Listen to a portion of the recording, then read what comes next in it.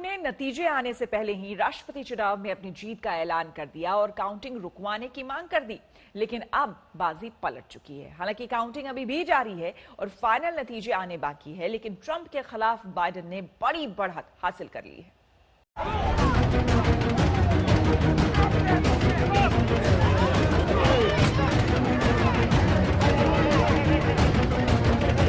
ये तस्वीर बताती है कि राष्ट्रपति पद को लेकर बना सस्पेंस अब कितना थ्रिलिंग हो चुका है।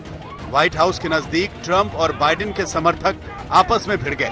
ट्रंप और बाइडेन की तरह यहाँ भी काफी देर तक कांटे की टक्कर होती रही। ट्रंप के समर्थक हार मानने को तैयार नहीं थे।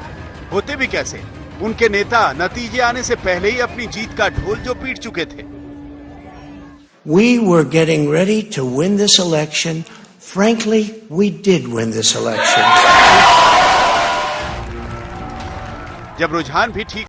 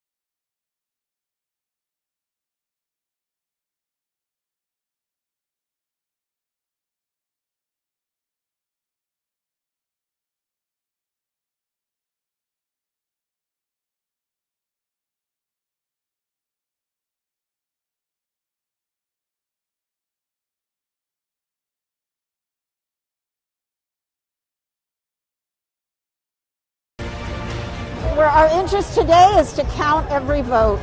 Support democracy, count every vote. So today we demand that every vote is counted.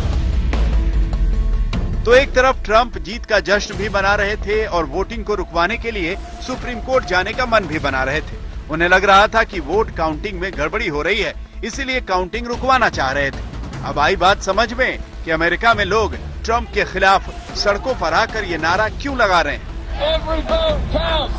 Count every vote. Going to the U.S. Supreme Court, we want all voting to stop. We don't want them to find any ballots at 4 o'clock in the morning and add them to the list. Okay? America में वोटों की गिनती अभी भी जारी है। Biden ने Trump के खिलाफ मजबूत बढ़त बना ली है। उनकी जीत पक्की भी नजर आ रही है, लेकिन फाइनल नतीजों की तस्वीर पूरी तरह साफ नहीं। हालांकि ट्रंप के इरादे बिल्कुल साफ हैं। Now, every vote must be counted. No one's going to take our democracy away from us. Not now, not ever. America's come too far. America's fought too many battles. America's endured too much to ever let that happen. We, the people, will not be silenced. We, the people, will not be bullied. We, the people, will not surrender. Trump camp ने Pennsylvania, Arizona, Michigan में counting में गड़बड़ी का case दर्ज करवाया है। Georgia में 53 postal ballot के फर्जी होने का आरोप लगाया है। एरिजोना में बाइडेन की जीत को भी खारिज करते हुए कोर्ट का दरवाजा खटखटाया है। विस्कॉन्सिन में दोबारा से काउंटिंग की मांग की है। ट्रंप और रिपब्लिकन पार्टी कह रही है कि वो काउंटिंग में धांधली के खिलाफ देशव्यापी मुकदमे करेगी। वैसे इसमें कोई हैरानी नहीं है, ट्रंप तो वोटिंग से पहले ही इसका हिंट दे चुके थे। So important, you believe, to have a full complement at the Supreme Court? Well, it's a great question, a very fair question. Yes, I think it's very important. I think this will end up in the Supreme Court, and I think it's very important that we have 9 justices. यानी Trump इस बात को लेकर clear थे कि अगर वो दोबारा राष्ट्रपति नहीं बनेंगे तो उन्हें करना क्या है। वो अब वही करने जा रहे हैं। क्योंकि अब लगभग क्लियर है कि राष्ट्रपति तो जो बाइडेन ही बनने जा रहे हैं। And now, after a long night of counting, it's clear that we're winning enough states to reach 270 electoral votes needed to win the presidency. I'm not here to declare that we've won, but I am here to report that when the count is finished, we believe we will be the winners.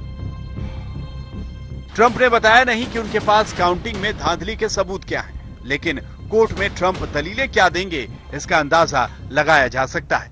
दरअसल corona महामारी की वजह से America के लगभग सभी राज्यों ने वोटिंग के लिए कुछ नए नियम बनाए या मौजूदा नियम बदले थे,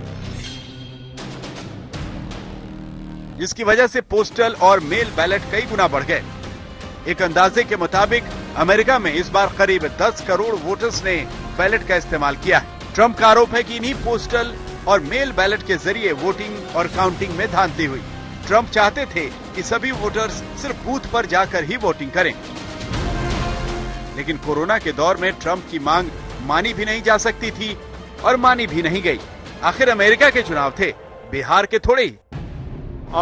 We're trying to make sure that every ballot is counted, and we expect to be here. We're bringing in some more fresh people. तो कुल मिलाकर बात यह है कि अब डोनाल्ड ट्रंप चाहे जो फैसला करें, अमेरिका की जनता ने अपना फैसला सुना दिया है।